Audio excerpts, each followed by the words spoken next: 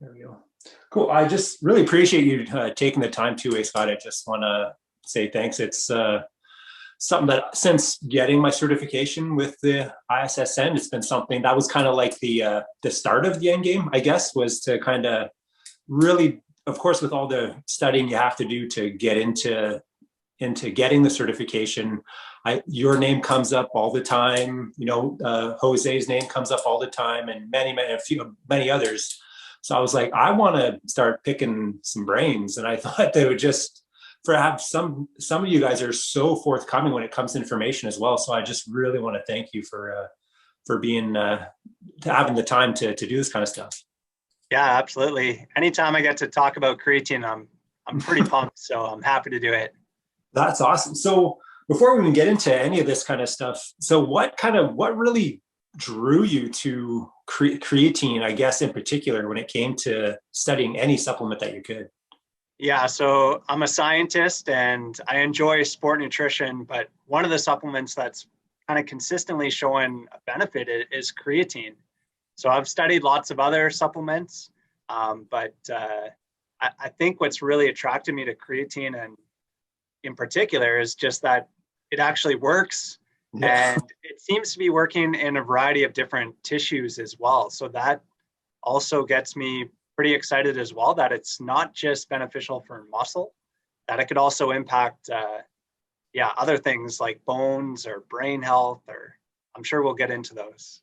Yeah, I'm pretty excited about a lot. So what my view on sports nutrition is, I feel many times the field gets so kind of like hyper focused on muscle protein synthesis and hypertrophy that there is an abundance of other uses when it comes to supplements, from all kinds of uses, just as you mentioned, to just recovery, better sleep. I think it all attributes to athletic performance. And I think we get a little too targeted when it comes to just growing muscle. Yeah, I totally agree. There's a lot of researchers out there that measure like muscle protein synthetic response, and that's useful information. But even translating that to whole body changes is, I think more research needs to be done with longer term studies and actually measure those whole body changes. Just measuring muscle protein synthetic response isn't always the be all and end all. And then also, yeah, just as you mentioned, just enhancing muscle size is not necessarily the most important thing. There's other things as well, improving strength and function, and in a variety of different populations beyond just athletes. For sure. And for me in particular, with the athletes that I typically deal with are hockey players and combat athletes. So there's an optimal size for all of them. So it can't just be about, in kind of my own like selfish regard, I guess I'm pretty concerned about some of that stuff, where some guys need to make weight. Some coaches are crazy about their guys and gals being a certain weight, so we can't let them get too big. So I love the application, especially reading some of the stuff that you've put out. So I've got a super serious question here for you. Do you even know how many research papers you've contributed to, or is that just? It's approximately 70 peer-reviewed publications. So yeah, there's a couple when I started going through. I was like, wow, there's a lot. Yeah, and probably most of them are on creatine, or about half of them I'd say are focused on creatine. So quite a few studies in that area. Yeah, no, I think it's cool, and just especially some of like the different studies as we've seen it throughout the years, how beneficial creatine can be for growing muscle and getting larger size and more power, but just the different applications that you have, and some of them that are kind of a little, I guess, hit me closer to home as well when it comes to like mental health. So some of that stuff I like to dig in with you as well. But just to kind of touch on stuff here, so you got your master's in kin at USask. Yeah. So two of my nieces actually are going to go to USask. One's there now, one's starting next year, one for veterinary sciences, the other one for education. Okay, so, from Ontario, but hey, let's go USask. I heard they got a new hockey coach as well. Yes, how crazy is that? Out there? So yeah, pretty crazy. I was like, hey, get someone's autograph for me here, girls. Yeah. And then you got your PhD at U Alberta? Yep, that's correct. Awesome. And so now you're at Brandon University. So how long have you been there, or doing in your role? Yeah, I've been here for 4 years. So yeah, I'm currently an associate professor here. Okay. Um, Actually, after I got my PhD, I also did the International Olympic Committee Sport Nutrition Diploma, which is like a 2 year, it's fairly intensive program, but it gave me a wealth of knowledge beyond just what I studied in my PhD, which was a single amino acid, which is one of the three that make up creatine. And so that was pretty cool. And then obviously I got my uh, International Society of Sport Nutrition certification as well. So yeah, I've got a few other certifications beyond just kind of my PhD, which I think is important. Yeah, I mean, obviously with the PhD, many get hyper focused on a singular thing, and for you to say even just like a singular amino, so to keep spreading from there, I think it's such a fast, like almost like wildfire. If you have that kind of level of knowledge in something, it's easy if you're open minded enough to kind of get pulled into other facets too. Absolutely, yeah. Um, so just for some people might watch or listen or whatever, just your on the way that you would explain what creatine is. Okay, so first, creatine is not a steroid. So some people out there think it's a steroid. It can help you grow muscles, but it's not a steroid.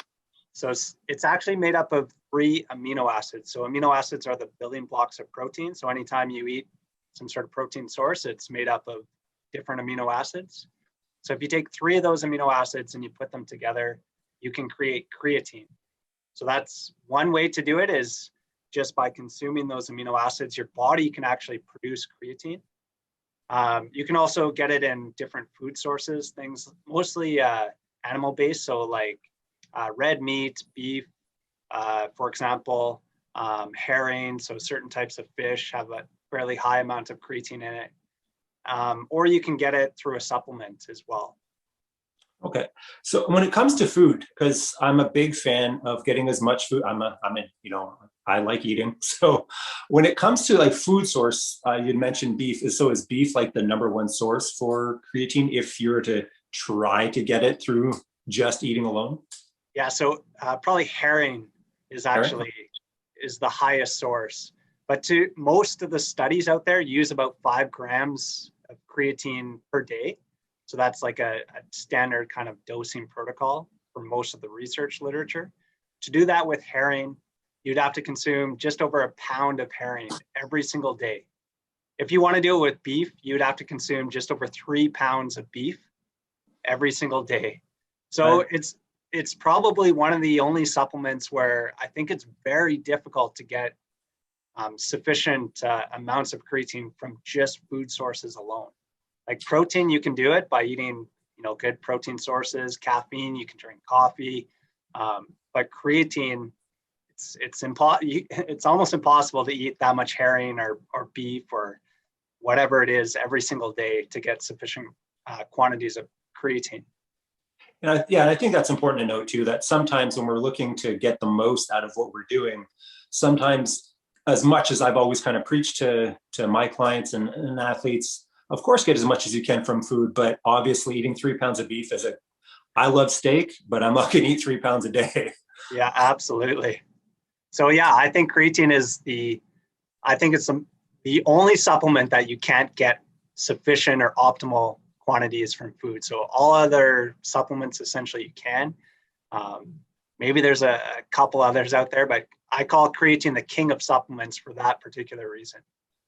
So, and kind of, and touching on that too, because I think it's really important because we keep hearing in the field that they're always literally trying to find the next creatine because it's, let's just call it very safe. We can say relatively safe just because we're being, scientific about it, but it's very safe for just about any population.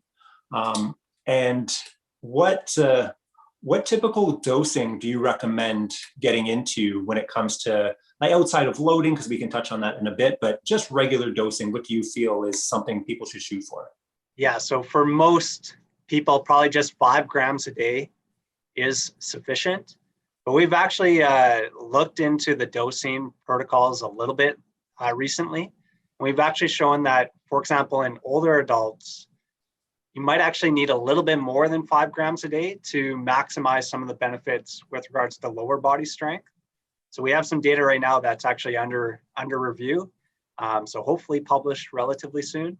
That actually shows if you consume a little bit more than 5 grams a day, it actually helps lower body leg press strength adaptations compared to a lower dose. Okay, that was literally one of the questions that I had too, because, thinking of muscle protein synthesis, it's not as efficient when people get older. So that was one of the questions was, I wonder, kind of like picking around, if there is maybe a little bit more that an old, because I'm 46, I'm getting closer to 50. So stuff that I want to know for what I'm taking. So I want to get the most out of it too. So that was, you kind of led into one of my questions, which is awesome. Yeah, so I can speak a little bit more about that. So actually, older adults, there's a couple studies out there that suggest that they actually have lower amount of creatine within their muscles. Okay. So they might actually respond better to creatine supplementation. And it also might depend on muscle groups as well. But for example, your vastus lateralis, so one of your quadricep muscles, particularly in older individuals, have lower amounts of creatine in it. So again, that muscle could be important for, faster type movements or more explosive movements using your lower body. And so again, older adults might respond better to creatine than younger individuals. Okay. And that was, so do you feel part of that might be that older individuals typically don't really train much power, so those muscle fibers associated to that may atrophy faster than others? Yeah, absolutely. So as you age, you typically lose type 2 muscle fibers. And those are like the anaerobic muscle fibers, the fast twitch muscle fibers. And again, creatine seems to be of benefit for maybe even maintaining those muscle fibers, but seems to be particularly beneficial for those muscle fibers. So maybe it can help older adults maintain those fast twitch muscle fibers. So there was actually my former PhD supervisor, Gordon Bell, did a study looking at responders and non-responders to creatine. And he found two kind of main factors. One was how much creatine you had in your muscles to start out with. So if you had less creatine in your muscle to start out with, you tended to respond better to creatine supplementation. And the other one was if you had more fast twitch fibers, you tend to respond better to creatine supplementation. So, and I guess kind of leading into another question that I had, because I've heard you speak about this before on a couple other podcasts, is vegetarians/vegans versus normally not just omnivorous eaters. What's your take? I've seen the podcast, but just kind of get everyone to touch on that, or for you to touch on that for everyone, I should say. Yeah, so just as I mentioned, responders tend to have less creatine within their muscle. And most of the creatine that we get from our food sources are animal-based. So if you're a vegan or vegetarian, you're not consuming those animal products, and you have less creatine in your muscles. So there's actually studies looking at omnivores versus vegetarians, and they showed that vegetarians responded better to creatine supplementation. And they actually showed that they got bigger and stronger muscles when you combined it with a training program compared to the omnivores. So so it seems like they respond better than meat eaters. Right, awesome. So, and just kind of think of that's going to lead me kind of into like the age and the type of diets that people had, but because creatine has been around since I was a kid, and you started hearing about, reading it in Muscle Fitness magazine about, of course, really blowing up what it could do, but then you kind of look back and they really weren't too far off the mark on some of those things. But now, because there's been so many research papers that you can scroll through forever on PubMed on trying to see how many papers were done. So, but now we're starting to see some potential benefits for infants, kids, adolescents, and of course the age, as we're going to kind of lead into as well a little bit more.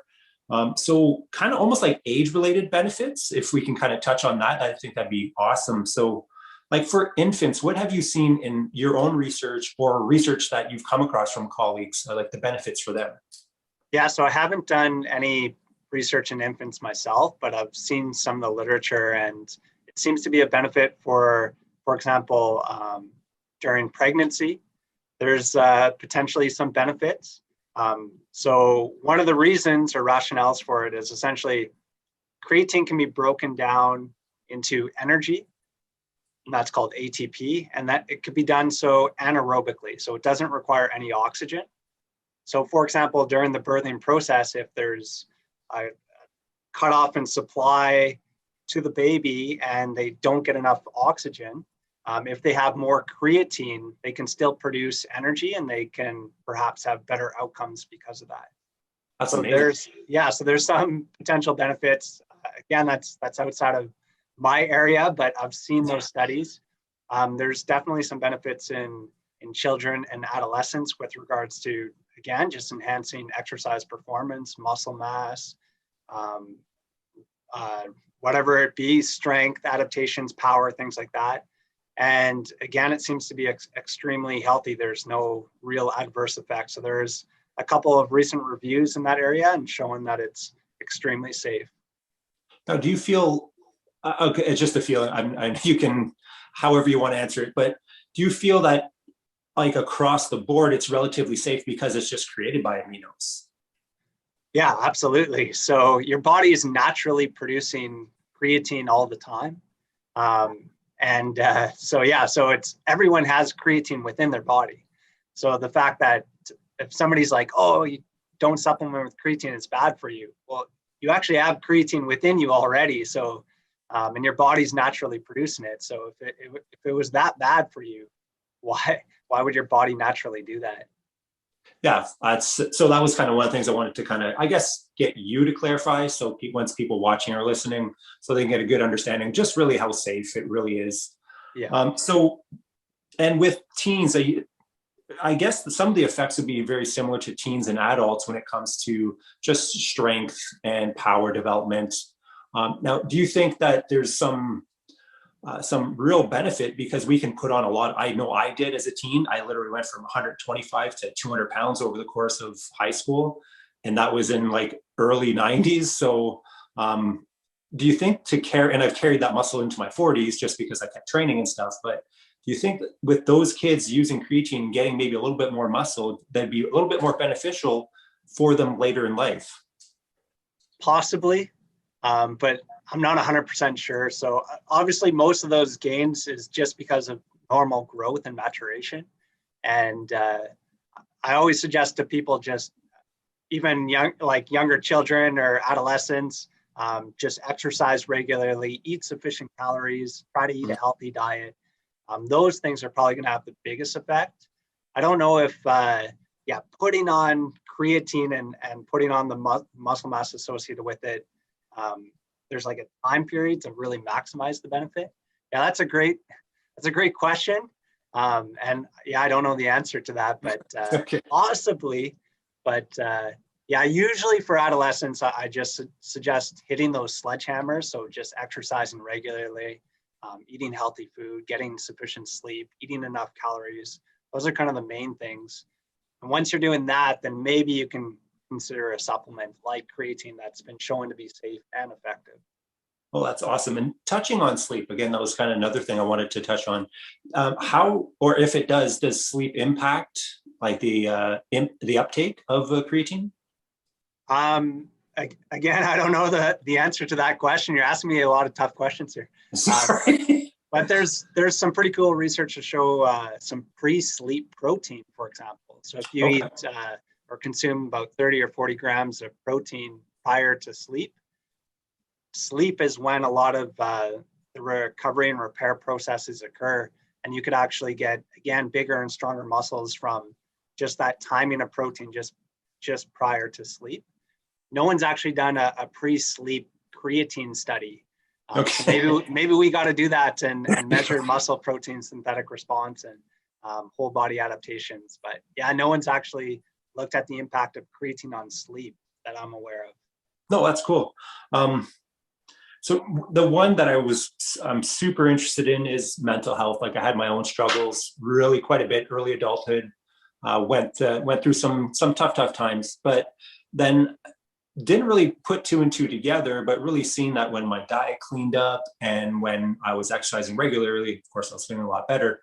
So can you get into some of the research that either you've done or maybe some colleagues have touched on when it kind of relates to like depression, anxiety, and that kind of stuff? Yeah, so there's been a couple really cool studies. Again, not my area of expertise, but I've read these studies, and they showed that there was a relationship between how much creatine somebody was consuming in their diet and depression. So that's pretty powerful information, and also a reduction in anxiety as well. I was fortunate to collaborate on a project recently with stroke survivors. So Okay. we basically randomized stroke survivors to either receive creatine and perform resistance training, or receive a placebo and perform resistance training. What we found was the group that got creatine, they actually had lower anxiety levels, which was pretty cool. So it seems like more and more research is coming out to support that creatine can be effective for mental health. I've done a few studies looking at the effects of creatine on cognitive function. So we measure things like reaction time or processing speed or decision-making abilities. And there seems to be some benefits with regards to creatine to enhance your brain function, which is, again, pretty cool. Well, that's amazing. And I think that kind of leads into sort of like the next area that I wanted to touch on was like intermittent team sports. So like hockey and soccer, where I'm not taking away from any sport, the amount of skill you have to play at a certain level, but just think of the speed of the game when it comes to something like hockey. And has there been much that you've seen or colleagues have done when it comes to creatine in hockey players? There's one study I know of, which was done at the University of Saskatchewan, and the lead author was Stephen Cornish. He's actually at the University of Manitoba right now. And he looked at creatine in hockey players and showed that it enhanced their muscle performance, but nothing from a cognitive perspective. Okay. So again, I think hockey would be a perfect sport where not only do you need those, powerful muscles, but you need to make decisions super quickly and react really quickly as well. And I think that creatine could have a benefit in that particular population. The only studies I'm aware of, one was done in Muay Thai fighters, Okay. and another one was done in semi-professional mountain bikers. So those are the only two athletic population studies where they've actually measured cognitive function. There was one study in rugby players and two in soccer players where they did a more cognitively demanding motor task. So they looked at passing accuracy in rugby, and they showed that if they took creatine, their passing accuracy was better than if they just had placebo. Awesome. So I think it's be safe to say that we would probably find that in other sports too. Yeah, that's the scientist in me is always skeptical, and Of I want to see course. the evidence. But yeah, if somebody asked me if they're a hockey player, should I take creatine to enhance, skill and also muscle performance, I think the evidence is leaning in that area for sure. I would love to see something in goaltenders as well, just with like literally it's a reaction job, right? So I think to see the difference in performance by taking something as safe as creatine, so we don't have these kids loading up on a pile of pre-workout, to show them maybe a safer way of something to take instead of dressing rooms filled of like C4 or whatever they're taking. Yeah, absolutely. Yeah, that's a great idea. I should write that down. We gotta run that study. There That'd be you pretty go. cool. I'm actually I just received a grant to run a creatine golf study. Oh, cool. So again, golf I think is one of those unique sports that requires a lot of kind of coordination, but also that muscular power as well. So we'll find out if creatine could be a benefit for golf. And yeah, it should be a pretty fun study to run. But yeah, I think creatine could be really beneficial for goaltenders in particular. That's awesome. No, it's just, again, as I started writing down some of the points that I wanted to cover, I was like, oh, what about players? And then kind of dig deeper into goaltenders and that kind of stuff, just because it's such a reactive position. That's something that impacts pretty much any athlete for the most part is going to be like hydration status. So what have you found or of benefit when it comes to creatine and just athletes and individuals just having a better hydration status? Yeah, so there's actually a myth out there that creatine actually causes dehydration and muscle cramps, but that's incorrect, and it actually sucks water into the cells or into the muscle. So perhaps it could be of benefit to actually have creatine, particularly in a hot environment. And there's a few studies to suggest exactly that it's actually, from a thermal regulation perspective, it's actually better to supplement with creatine. So it does the opposite of what people actually thought. And there's also studies to show that it could reduce muscle cramping as well. So as in football players, and they tracked them over, I believe it was just a single season, it might've been multiple seasons. And they measured how many injuries they had and muscle strains and muscle cramps. And they actually showed that the group that took creatine had fewer muscle cramps compared to the group that took placebo. So pretty cool. For sure. And then kind of leading into that is one of the, I think, something that needs to come to the forefront, which is more concussion research. And obviously dealing with the athletes that I do, that's an unfortunate part of the game, whether it's high speed like hockey or some of the fighters that we would deal with. Concussion's an unfortunate evil in any sport. But what have you found that shows creatine being beneficial when it comes to either mitigating those injuries from happening or the return to play? Yeah, so this is an area that's just primed to conduct research. Obviously, it's difficult to run like randomized controlled trials because you'd have to induce concussions or traumatic brain injuries on people. But there's some rat research that's really promising where they showed that if they supplemented with creatine, it actually protected their brain when they received a traumatic brain injury. And then there's been 2 studies that I'm aware of in children. I think it was from 2 years old to 18 years of age, where they looked at following a concussion, looking at recovery. And a group that received creatine actually had improvements in some of the recovery symptoms, which is, again, pretty cool. So not only could creatine potentially be protective, it could also enhance recovery following a concussion. Those are the only 2 studies I'm aware of. And so I think more research needs to be done in that particular area. And I know there's people around the world that are currently looking into the benefits of creatine. So I think it's a little bit too early to say that creatine for sure can protect or improve recovery from concussions, but the mechanisms are there, and there's growing research in that area to show some benefits. Now, I think it's funny that every supplement company out there, like I've got my own supplement company, so we keep hearing stuff all the time, but they keep looking for the holy grail. And it's funny how I say we, like I discovered it, but just in the business, it's been found decades ago. And it's funny to see kind of like the variations of either creatine or people saying, hey, this is the next creatine, but it never ever is. Or when they try to improve on creatine, they just can't. So can you kind of touch on like some of the things like creatine ethyl ester? So just like another version of creatine, and just how well that works versus just plain old creatine monohydrate. Yeah, so most of those variations in creatine are to increase creatine uptake, but creatine monohydrate it's almost 99.9% of it is taken up anyways. So if you can enhance creatine uptake, maybe you can get the additional 0.1 or 0.01%, but is it worth that additional money? And there was actually a recent review that came out in the Journal of Strength and Conditioning Research where they looked at, is creatine monohydrate still the best?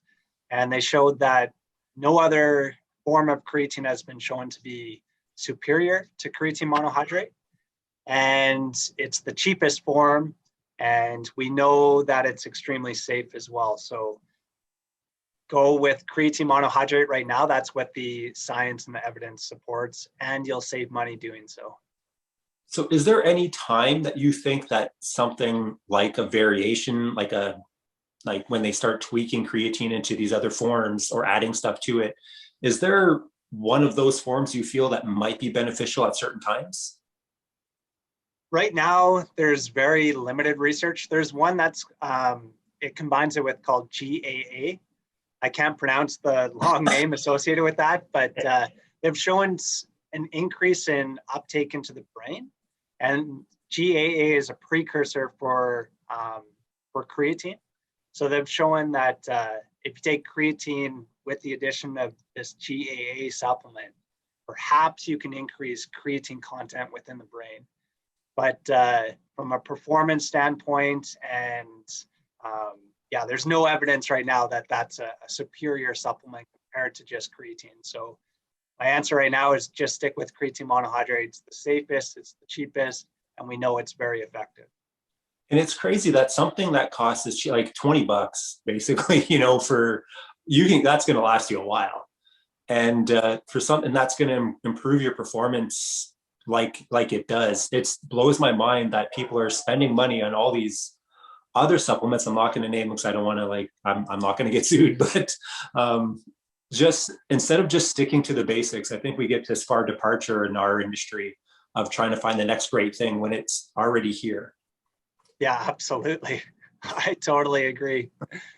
But yeah, there seems to be some sort of resistance out there for people to accept, the benefits of creatine monohydrate. And like I said, there's lots of myths and misconceptions like dehydration, muscle cramping, it's a steroid, all these things. And when you actually look at the science, you're like, wow, this is actually a really safe and a really effective supplement.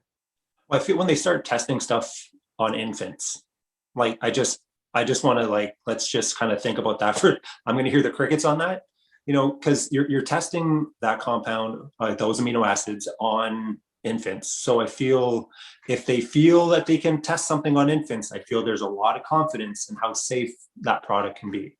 Yeah, absolutely. To run a research study, we have to go through our research ethics board, and it's if there's anything that isn't safe or unethical, then yeah, it's going to get shut down pretty quickly. So the fact that that research is being conducted shows that there's sufficient evidence to suggest that it's very safe.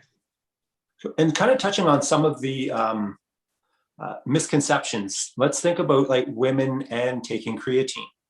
I kind of run in obviously to a lot of roadblocks when I start to suggest creatine to some of my women clients. Can you kind of expand on the possible benefits with that?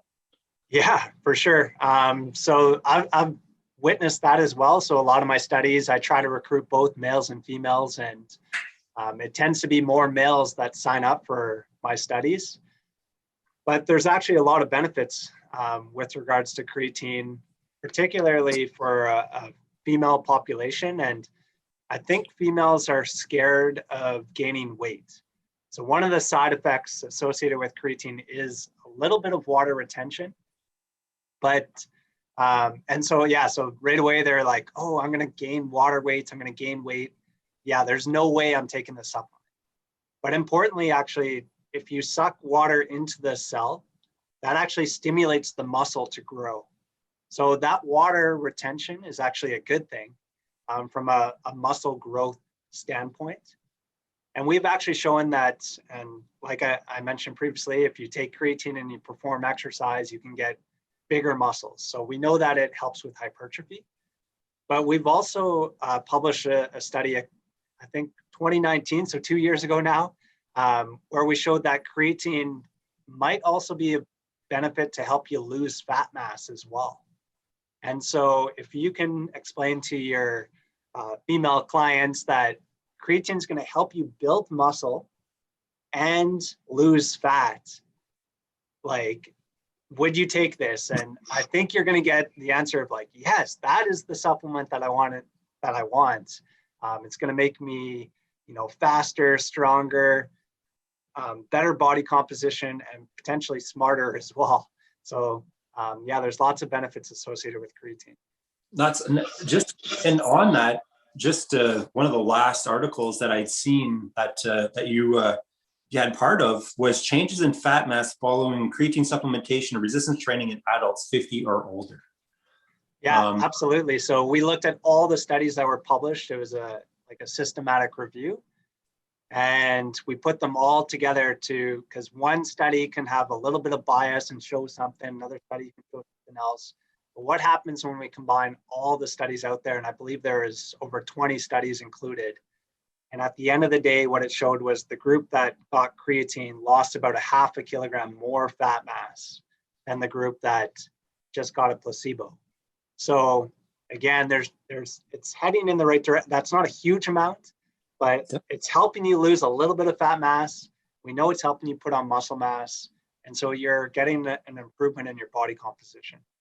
I feel like with a group like, 50 plus where sarcopenia is an issue, so muscle wasting, once that becomes an issue, then I think anything on our side when it comes to preventing that or just gain, whether if I'm not going to get any fatter, I'd be super pumped about that. At some point, it stops being about gaining all kinds of size and strength. And at some point, for my own experiences anyways, it's just more about, okay, I've got this now. I don't want to, I'm going to hang on. I'm going to beat the crap out of Father Time every step of the way. So anything we can get on our side as as an older guy, then I want that on my side. Yeah, and we've actually done, in one of our reviews, we showed that if you took creatine and improved function, and the way that function was measured in an older population was sit to stand, and it improved sit to stand performance compared to a placebo. So again, there's not only does potentially it help you build muscle, help you build strength, but it also enhances your function as well. Cool. Awesome. And I also seen the potential benefits for bone health as well. Yeah, so there's kind of two mechanisms. One is an indirect mechanism. So if you make your muscles bigger and stronger, those muscles pull on bones and stress the bone and can actually make the bone a little bit stronger. And the other mechanism is a direct mechanism. So they've actually shown in cell cultures, what they had was osteoblasts. So those are the bone forming cells. Sprinkle a little creatine on there and it increased the activity of those osteoblasts. So there potentially could be some benefit with regards to creatine and bone health, but you have to combine that with exercise. So there was a 2-year study that was done out of Brazil where they gave creatine 3 grams a day for 2 years, but they didn't do any exercise and they found no benefit with regards to creatine on bone health. But there was a 12-month study that was done at the University of Saskatchewan, and they showed when you combined it with resistance training in postmenopausal women, that it improved bone health and bone strength. Awesome. I think it's crazy that something that we really just first seen the benefits of on muscle size and creating, more high energy when it comes to ATP is coming so far when it comes to the research that it's getting done on what's happening now. So when it comes to optimal, we know we can only saturate so much, but is there an optimal time to take creatine? So yeah, this is a great question as well. And we've investigated this in a few studies. And there was one study that was done where they took a creatine containing supplement. They took half of it 5 hours before they trained and half of it 5 hours after they trained. So that was one group. Another group got it half the supplement just before they trained and just after they trained. And the group that took it close to their training session actually got bigger and stronger muscles. So then our question was, okay, don't consume it 5 hours before, 5 hours after, consume it close to your training. But should you take it before or after training? And there was 3 studies that were done on this. And when we combined those 3 studies together, it looked like after was slightly better than before, but it used what's known as a between subject design.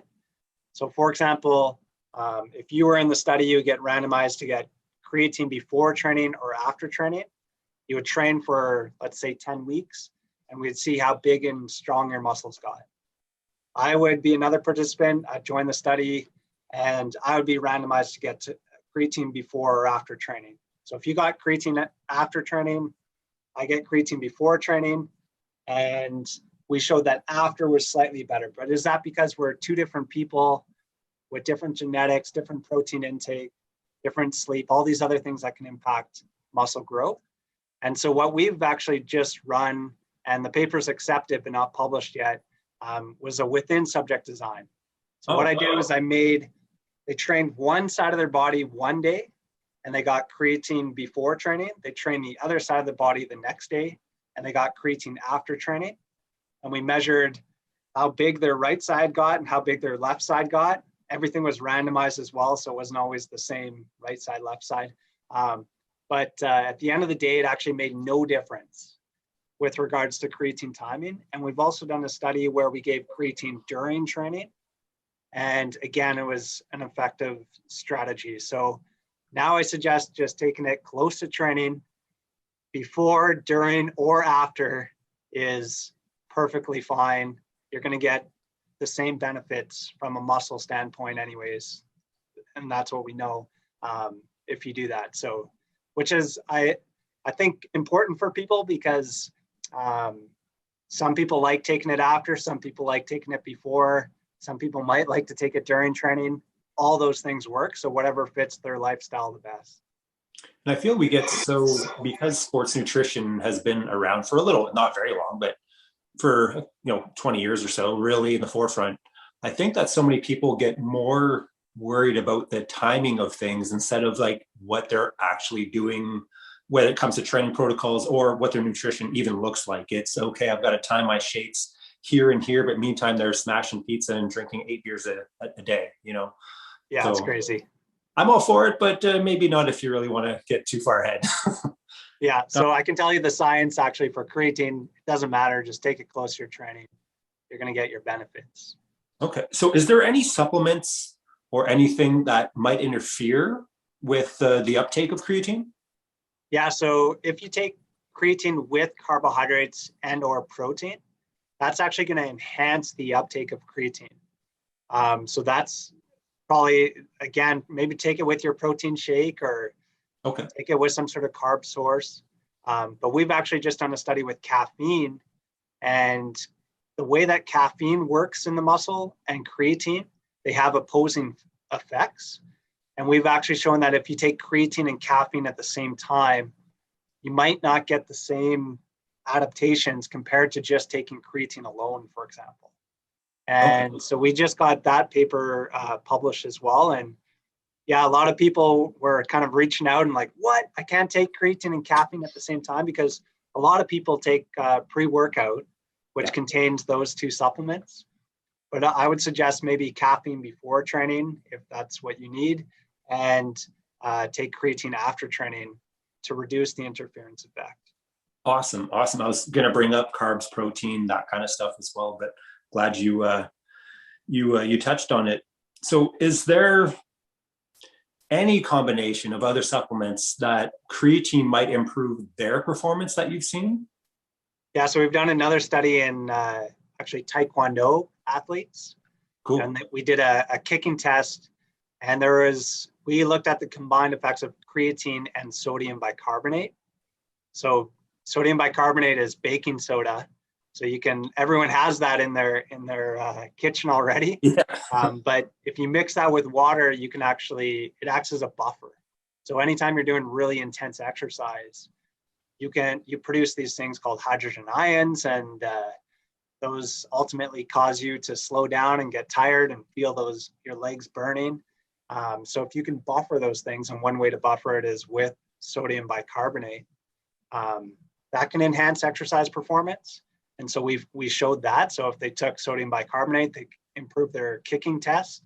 And we also showed that creatine was a benefit. So if you took creatine alone, it can improve your kicking test. But if you took both supplements, you actually got an even greater effect. Cool. Which was pretty cool. So the only thing I would suggest with sodium bicarbonate is there's a high reporting of gastrointestinal distress. So you might shit your pants if you take too much creatine, or too much sodium bicarbonate. Sorry, not too much creatine. No. Sodium bicarbonate. There's different ways to like load with sodium bicarbonate to try to get sufficient dose over time and stuff like that. But yeah, I'd be aware of that supplements. Don't mix too much. Be like, oh, I heard this on the podcast and I'm going to mix a bunch of sodium bicarbonate. You're going to be paying the price pretty quickly. Well, and that's because that's why I'm laughing so hard, because I personally did that, because you hear something, you're like, it's got to be safe. Like, this is fine. You know what I mean? So we, me and of course, a couple of training partners, well, yeah, let's do some sprints and we'll be faster just by taking baking soda. This is going to be awesome. We didn't make it to the training session that day, but so I'd love to see that kind of same idea with, again, with hockey being with operating that lactate threshold so often, to see creatine and sodium bicarbonate kind of together, or the same sort of test on them. I think we'd see some pretty cool stuff. Yeah, absolutely. Where's the other one? Yeah. So is there anything else that might interfere with the uptake of creatine that besides caffeine? That's the only supplement that I'm aware of that potentially can interfere with the uptake. Yeah, like I said, if you take it with carbohydrates or protein, the way that works is it actually stimulates insulin. People know that carbohydrates stimulate insulin, but protein also stimulates insulin as well. And that's why it helps with the uptake. And we actually know that if you actually combine creatine with carbohydrates, not only do you get more creatine into the muscle, but you also get more carbohydrate into the muscle. So you get more muscle glycogen.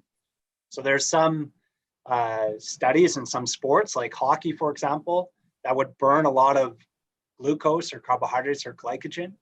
And so even if creatine doesn't have a massive effect, having more glycogen in the muscle potentially could be of great benefit for hockey players. Well, that's super interesting. In the nutrition group that I have, we talked about glycogen loading and just the amount of weight that people can expect to gain from like water being pulled in from the glycogen as well.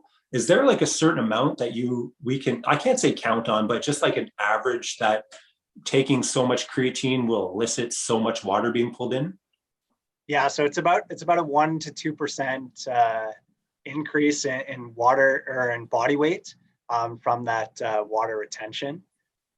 So it is a decent amount, but you can avoid that a little bit by not doing that loading phase. So if you take 20 grams per day for 5 days, you can load your muscles. But we also know that if you just take a lower amount for a slightly longer period of time, that you can also increase the amount of creatine within your muscle. And it might actually have a less effect on water retention. From doing the longer protocol? Yeah. Okay, cool. Is there anything that's coming out that you've seen that, or that you guys have kind of in the works that is super interesting, you think, to people watching and listening?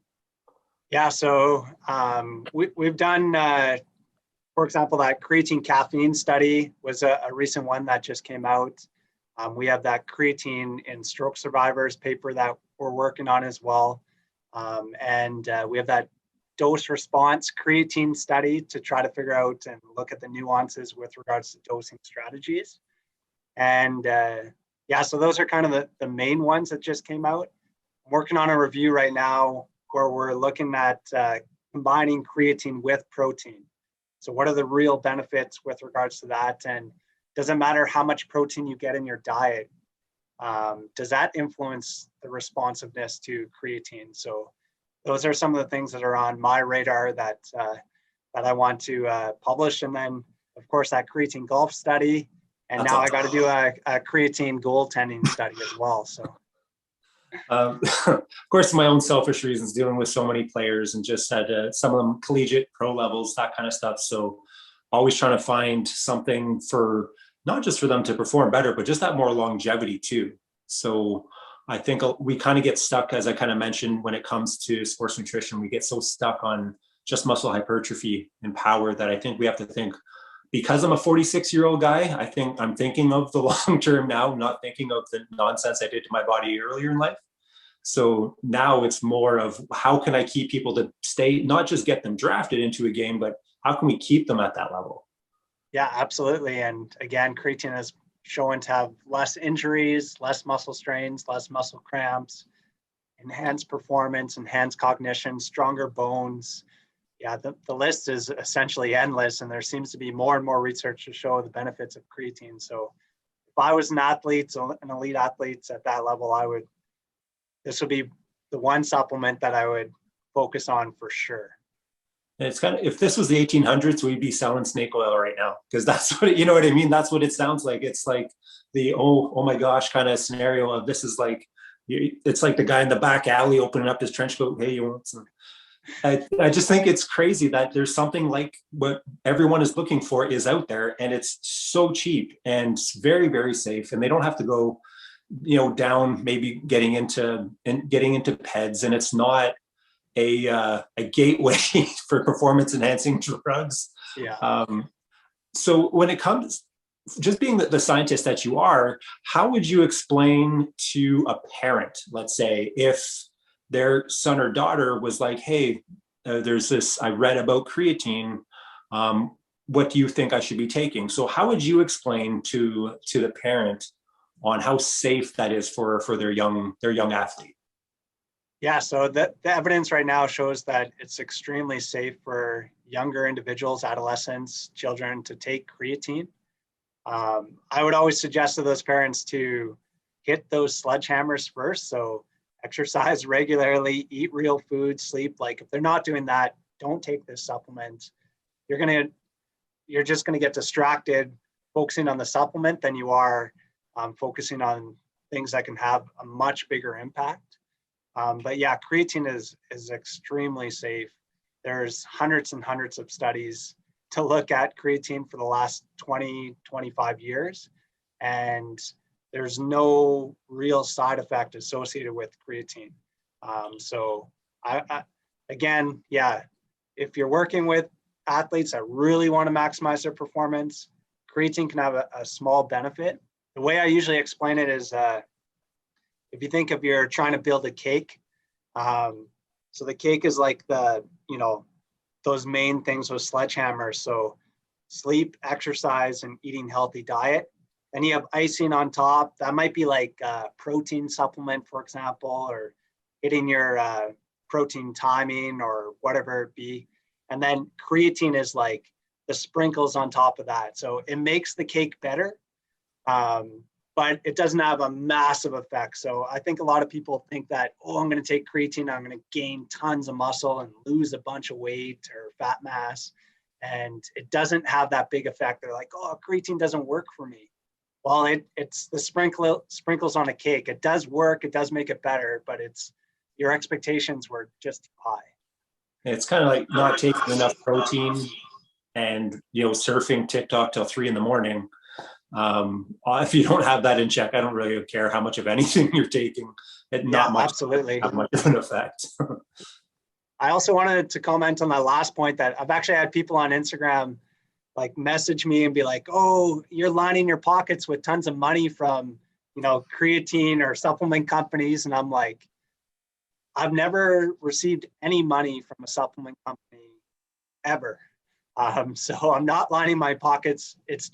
I'm just passionate about it from the science perspective.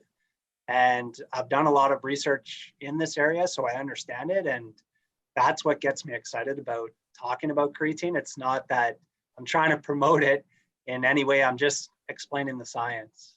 Well, I think if it was honestly about money, Scott, that you would be promoting not the $20 version. You'd be promoting the $40 version, just in pure honesty with everyone. Like creatine is literally the cheapest supplement that I think is out there, and what kind of effects that it can help someone with if they do have everything else in check.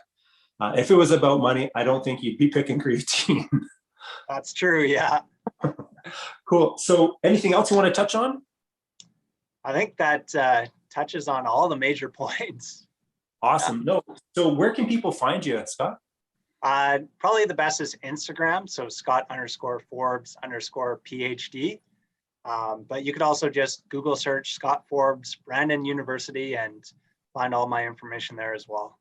Awesome. Again, I super appreciate the time. Great picking your brain, especially when it comes to someone that's done as much research on something like this. And it gets to reinforce my my view on something that's so cheap and easy to use. So appreciate your time again, Scott. I'm super excited. I'm sure we'll interact much more in the future too. Sounds great. Have me on anytime you want. Perfect. Thanks again. Okay, bye.